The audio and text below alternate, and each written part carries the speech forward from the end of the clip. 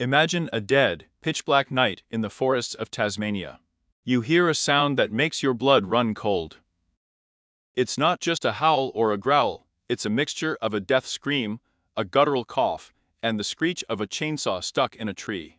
The first European settlers, hearing this concert from the dark, seriously believed that the devil himself was hiding in the bushes. They saw burning red ears and a huge mouth capable of biting a human shin with one movement.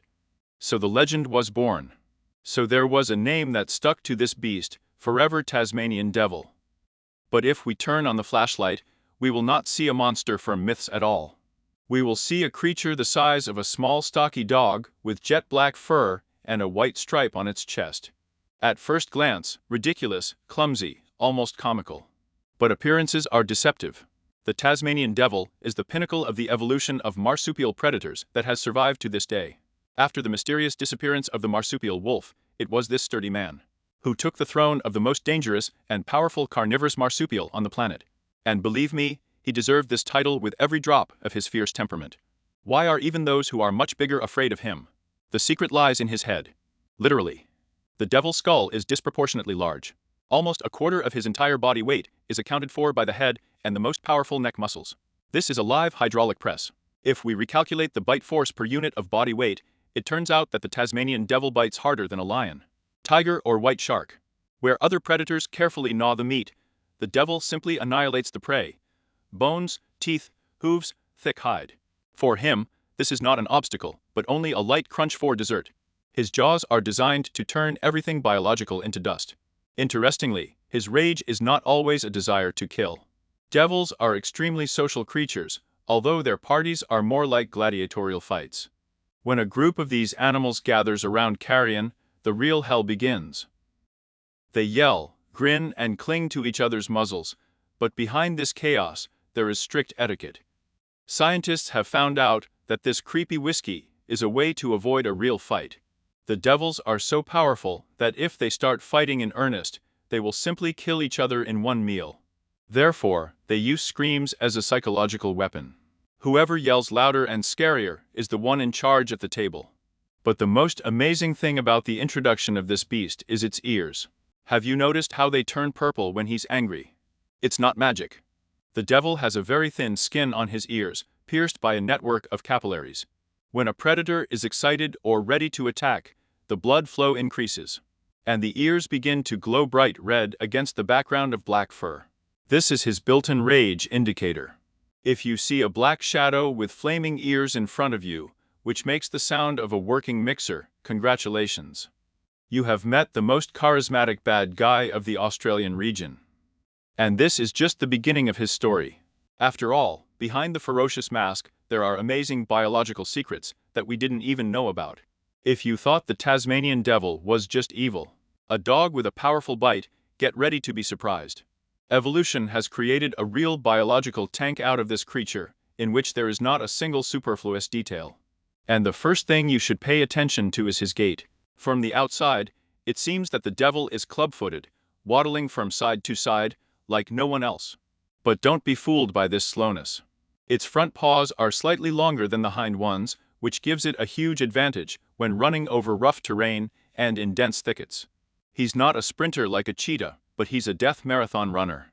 The devil is able to chase prey for hours, reaching speeds of up to 13 kilometers per hour, and he will not stop until the target falls from exhaustion. But the most interesting thing is hidden in his tail. The Tasmanian Devil's tail is not just an appendage for balance, it is his personal bank account and a warehouse of provisions. Devils are one of the few mammals that accumulate fat in the tail. If you see an animal with a thin, flabby tail, it means that you are looking at a sick or starving animal. But if the tail is thick and elastic, there is an oligarch of the animal world in front of you, ready to survive any lack of food. This is critically important for survival in the harsh conditions of Tasmania, where there is food today and there is no tomorrow. Speaking of food, the Tasmanian Devil is the perfect utilizer. His gastric juice is so aggressive that it digests almost everything. In the devil's excrement, scientists found fragments of echidna needles, pieces of snake skin, fragments of crustacean shells, and even the wool of wombats, which is absolutely inedible for other predators. He doesn't just eat meat, he cleans the territory. If a kangaroo carcass falls in the forest, the devil will not leave even a wet spot from it. Bones, skull, hooves all go into action. Thanks to this diet, devils perform the role of forest orderlies, preventing epidemics that could break out due to rotting carrion. But this stern guy also has an unexpected, almost mystical feature. His black coat has a unique property: it absorbs ultraviolet radiation. Scientists have recently discovered that in the dark under ultraviolet rays, the devil's muzzle and ears begin to glow. Why does a predator need bioluminescence? There is a theory that this helps them recognize each other in the night forest, without making unnecessary sounds that can scare off prey. Imagine this picture.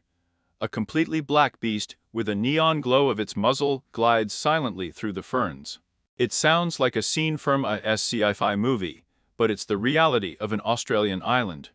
And of course, we must not forget about its famous rotation. Remember the cartoon Taz who turns into a tornado?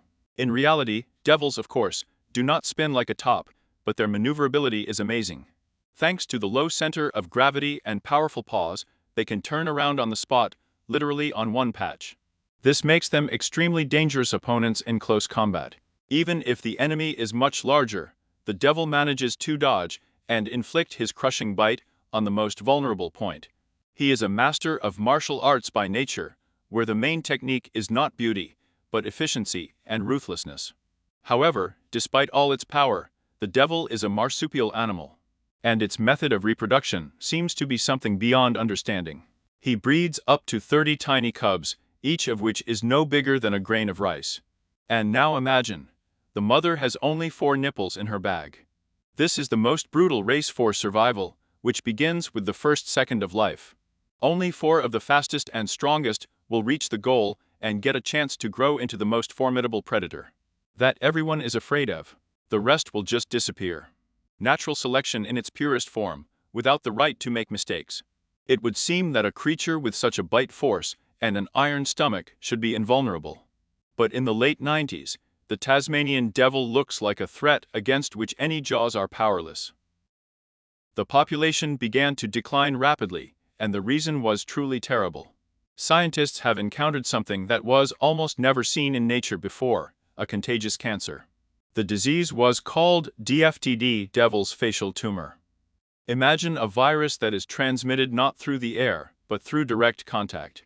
Since devils love to sort things out and bite each other's muzzles during the division of prey, the disease spread with the speed of a forest fire.